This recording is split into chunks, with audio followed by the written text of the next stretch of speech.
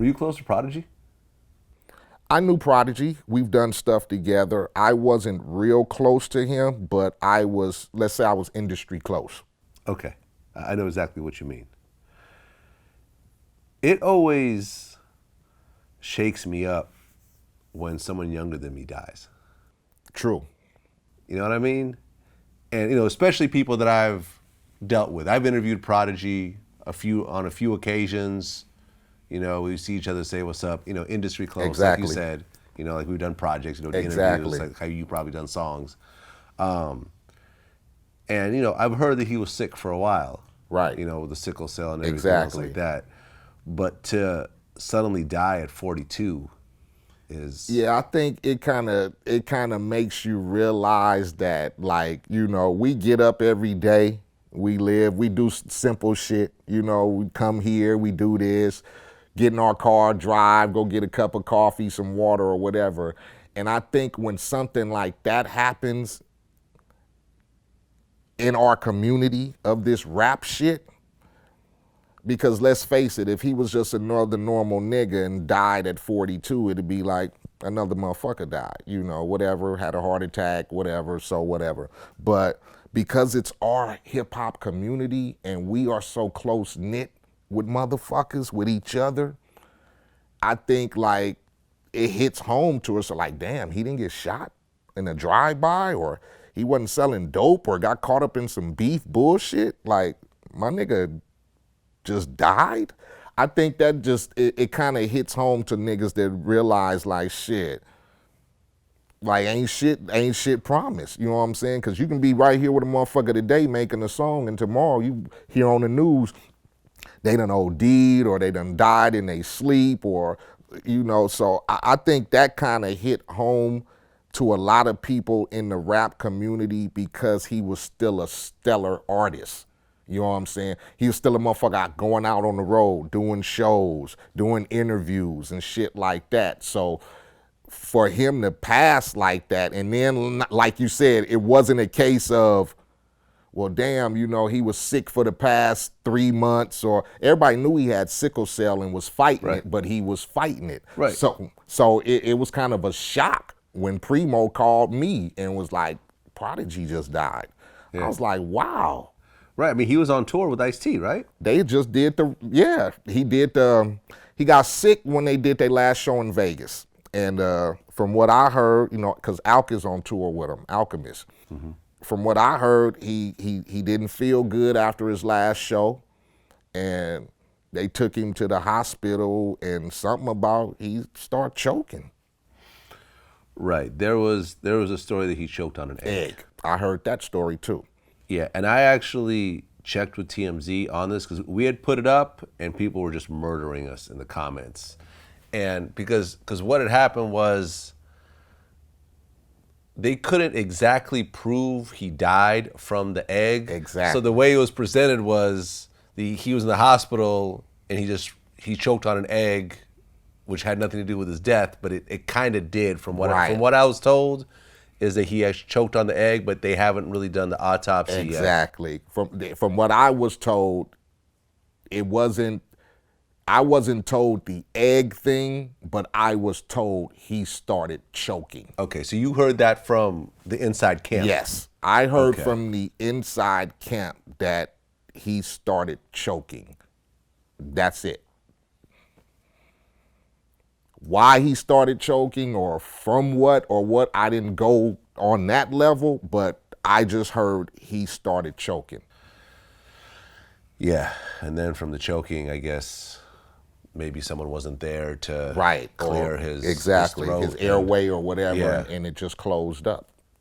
Right, and sickle cell, I guess you have seizures from it? Sickle cells, you can have seizure, you can get dehydrated, and that's what it was. He was performing so much that it kicked in because it was fucking 112, 115 at night when they was performing. So it kicked up his dehydration, and that's how he got sick.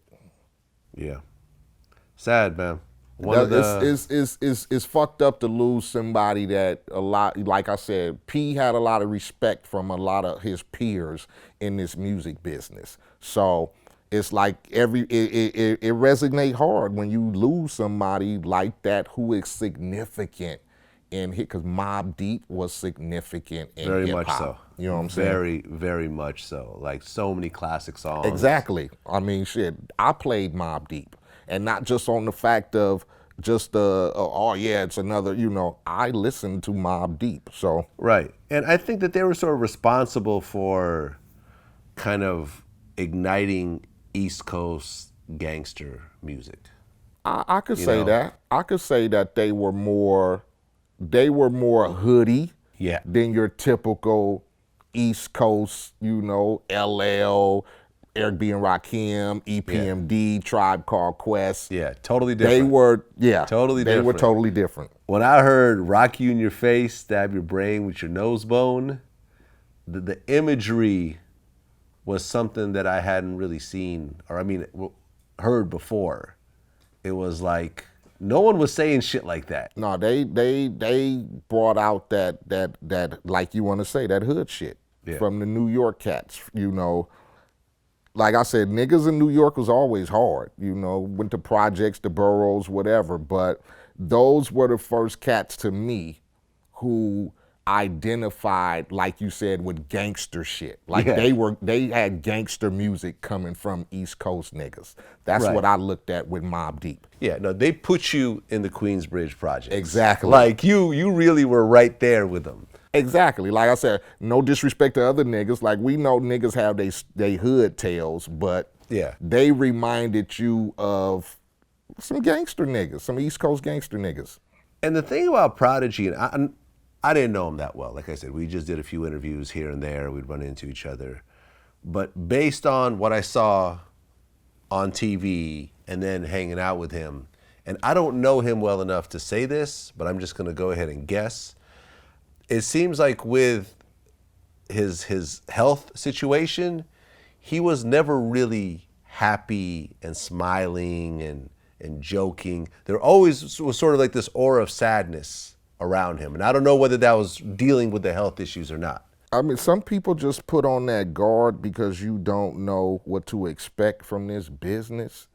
And this business will fuck you up. It'll make you hard, it'll make you cold if you don't know how to set yourself aside from shit that's not working. You know what I'm saying?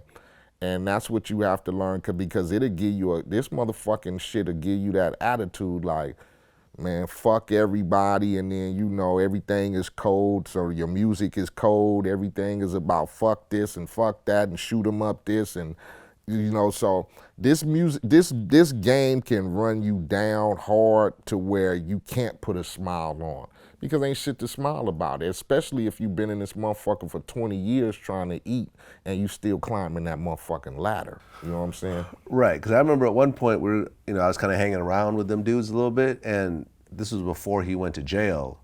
You know, he had the bulletproof, like, Suburban, like, for real. Yeah. Like, he was really, that was his everyday car.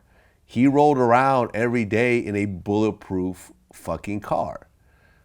You know, that says a lot right there. That's just the nature of the beast of when you, like I said, when motherfuckers think you start making records, they think your lifestyle changes from whatever, but it don't. You just making records. That don't have shit to do with the motherfuckers that's still across the street who don't give a fuck, or the niggas around the corner who don't give a fuck. You might be trying to live your life differently, but them cat, they don't give a damn.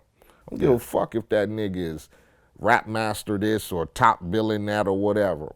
I'm gonna smoke that nigga when I get a chance. And you still have that. So like I said, this game will put you in that situation to where you gotta live hard. You know what I'm saying? Right. And you can't put a smile on, because the niggas will take that for granted and think, oh yeah, nigga, this nigga always joking and smiling and shit. We gonna stick this nigga. So you have to watch yourself in this game, because it's just like the streets. It is the streets, really. And then, you know, not only is he rolling around with a bulletproof car, but then he gets caught with a gun. And in New York, there's like a zero tolerance of that. New York is zero. Man, I used to hate to go to New York and be strapped or have some weed or anything, because man, them motherfuckers, boy, they do not be playing. Yep, absolutely not. Rockefeller laws ain't no joke.